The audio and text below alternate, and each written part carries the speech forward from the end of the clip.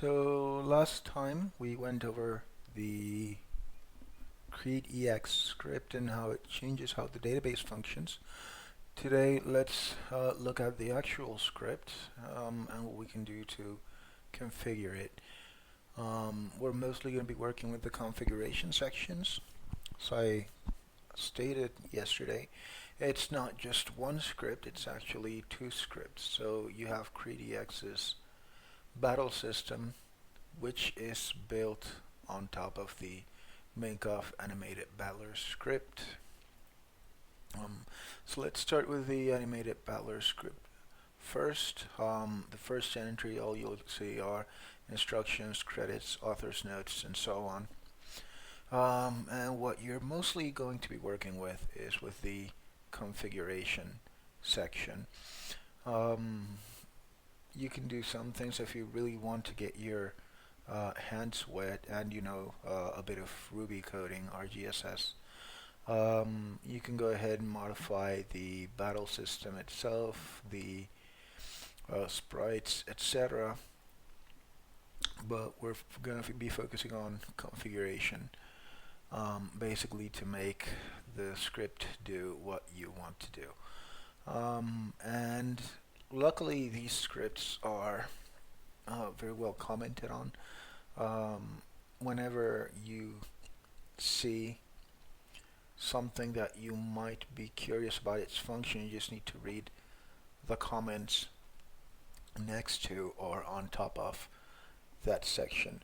So for example, here we have default enemy, it's set to false, and then if you don't know what that is, it gives you here the description. If true, these switches allow the user to use default battlers for actors and enemies. So if we set this to true, if you remember a couple of videos back, we talked about configuring enemy characters and how if you used one that didn't have the 11 rows and the 4 columns, you would get like a bit of a graphical glitch.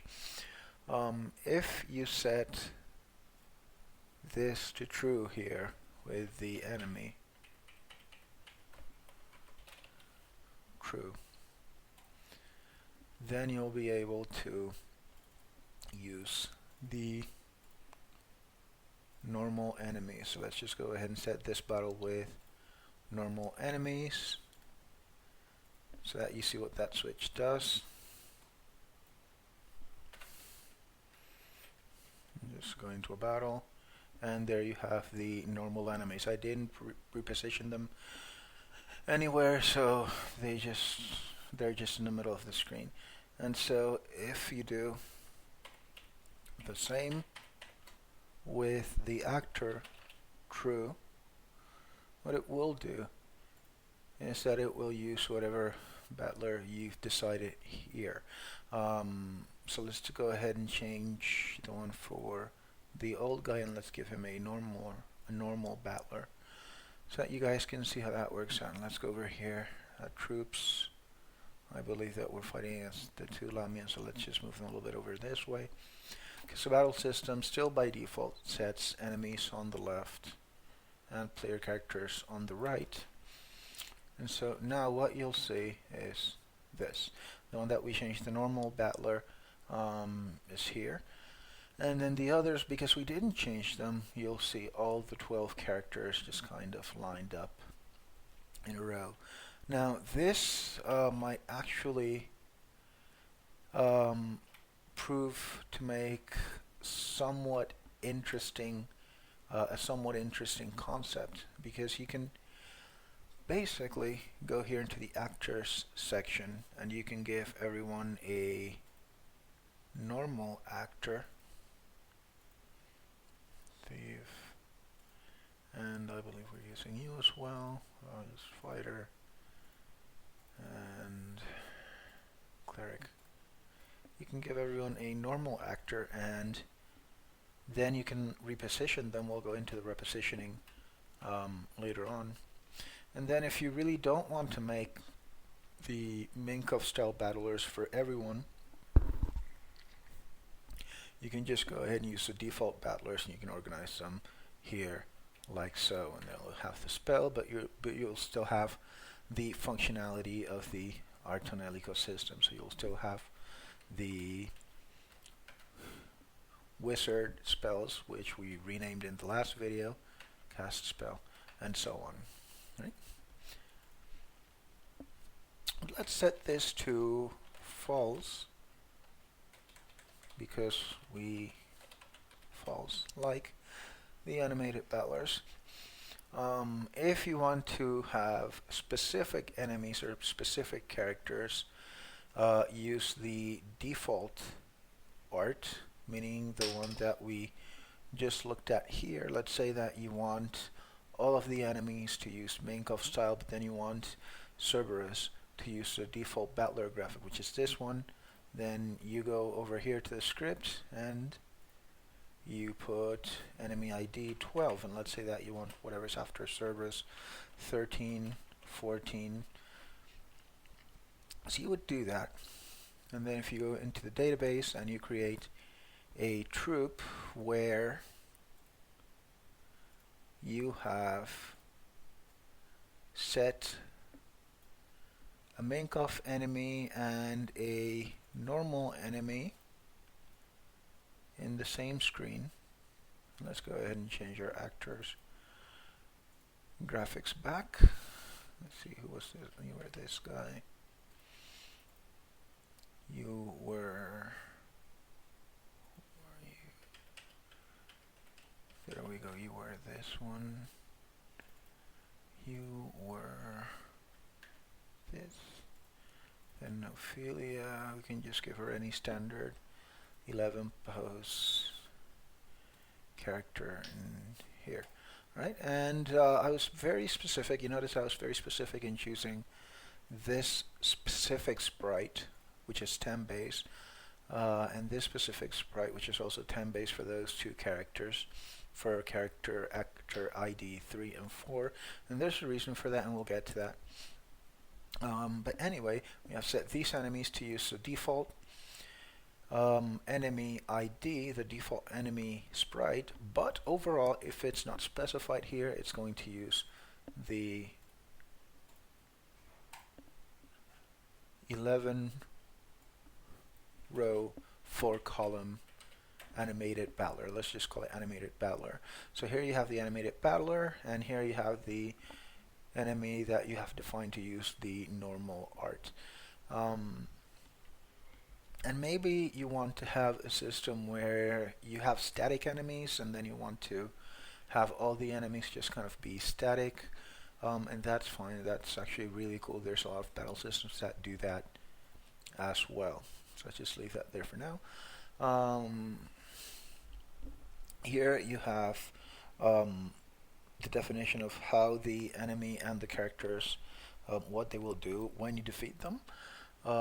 We have the enemy collapse, so what it does is that when an enemy is defeated, it basically flashes and fades. I actually haven't tried to see what happens when you set it to false, but my guess would be is that it just leaves the character false there with the down position, which in the sprite sheet is the last one, right? So if we look at battlers here, right, and what you have down here, this would be the down position, and that's likely what's going to happen now that we've set the fade to false. So let's see if that's true. Actually, let's set battle HP to 1 so that we lose faster. Let's see, change HP, entire party decrease to 1. I don't want -1.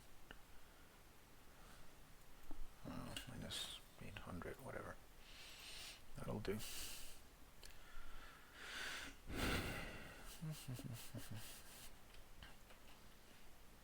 So we go ahead and do this, and we're just kind of stump casting, flee, just spell blast. I'll just let you do your thing, just kind of be there, and everyone else will just guard until the enemies attack us. Yep, So what happens when you set to false is that the characters will use the down position. If you set it to true, it'll just blink and fade. All right. So let's make it so that when the actor falls, he uses the down position. When the enemy is defeated, true, it just disappears. All right. How are we doing on time? All right, 10 minutes. We can go over a little bit more. And this basically a visual fix is basically the system automatically changing the tone of the characters with the background. So if you have, if you darkened your background, that would be through an event here when you have changed screen tone.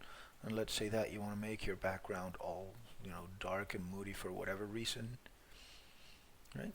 And then in the battle, when it goes in, if you have this function set to true, screen tone enemy match and screen tone actor match, then what happens is that the character and the enemy will also be a little bit more darker, a little bit more light.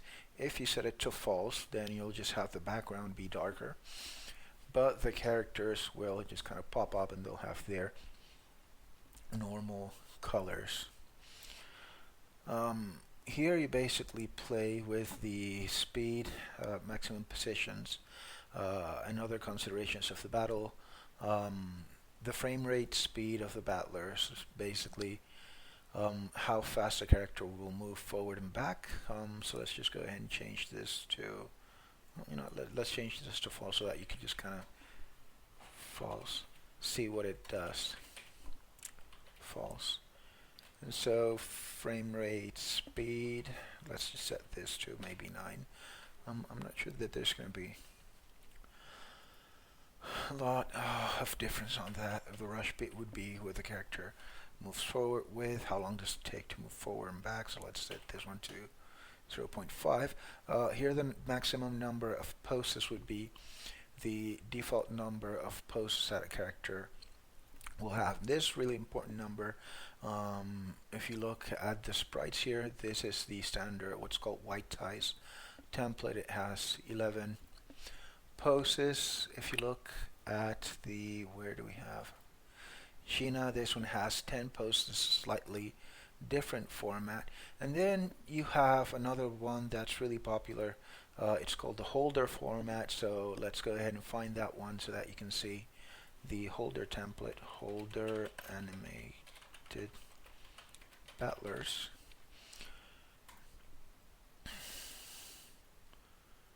Right. And so this would be an example of one of holder's animated battlers. Zoom in. And this one has 14 positions, like 14 rows. So you have the standing, you have defense, you have a lot of different options. I don't actually know them off the top of my head. Using items, you have an attack, you have a stronger attack, you have dash forward, dash back, etc. So in total here basically you have 1, 2, 3, 4, 5, 6, 7, 8, 9, 10, 11, 12, 13 plus the credits 14. And the terms of the holder templates indicate that you can use them however you want as long as you keep the credits. So what you would do if you wanted to use a holder character is that you would come over here and define the maximum post number to 14, right? So that would be the default number of poses. That's a little bit more advanced, so we're going to leave that for a later video. We're going to leave that at 11 for now, and then later we'll come back to that. Here would be the maximum number of frames in each pose. This has to do with the number of columns. We have it default to 4 frames, so that would be frame 1, frame 2, frame 3, frame 4.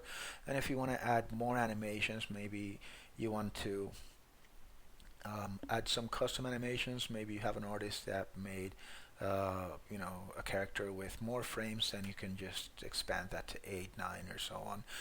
If you set the number here in max number of frames to something higher than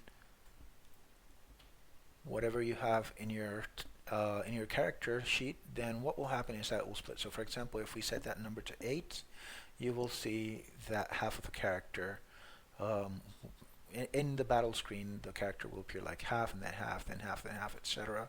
So let me just go ahead and show you how that would look. 8. Alright, and let's see. Let's go ahead and do this 8. Let's go ahead and see what this looks like before I have to pause and make the next video, because we're almost at the 20-minute mark. That's what happens, right? Basically, it's looking at the character sprite. It's reading frame 1, frame 2, frame 3, frame 4, frame 5, frame 6, frame 7, frame 8, right? And so you don't want that. So let's just go back and set the frames to 4. Then let's go ahead and change the tint here. Since we played a little bit with the screen tone in the script section, right? We set it to so that the characters would kind of pop out, use their normal colors, and not fade with the screen. And so that's what would happen if we had set the value to normal. By the way, you notice that the characters are going a little bit faster than before. That has to do with the speed variable that we just changed over here. The speed. So let's go ahead and set the speed back down a little bit. Let's set the rush speed back to 1.5. And let's go ahead and set this to true. True is the screen tone variable.